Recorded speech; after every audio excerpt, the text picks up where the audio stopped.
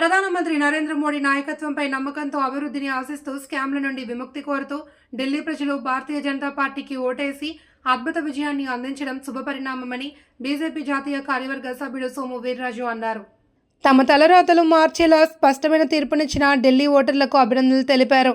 ఢిల్లీలో బీజేపీ సాధించిన ఘన విజయాన్ని పురస్కరించుకుని BJP Rajahmundry assembly convener Yanamala Rangababu ఆధ్వర్యంలో నాయకులు కార్యకర్తలు స్వీట్లు పంచుతూ సంబరాలు జరుపుకోవడం జరిగింది. ఈ కార్యక్రమానికి ముఖ్య అతిథులుగా బీజేపీ జాతీయ కార్యవర్గ సభ్యుడు సోము వీర్రాజు, రాష్ట్ర ఉపాధ్యక్షుడు పివిఎన్ మాధవ్ హాజరయ్యారు.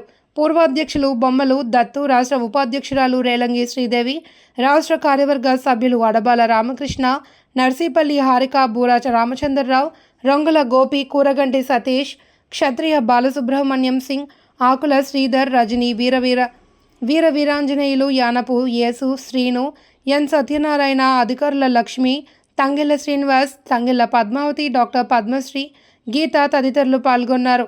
ప్రధాని మోదీ నేతృత్వంలోని డబుల్ ఇంజన్ సర్కార్ ఢిల్లీని అన్ని విధాలుగా అభివృద్ధి చేస్తుంది అని ఆకాంక్షించారు.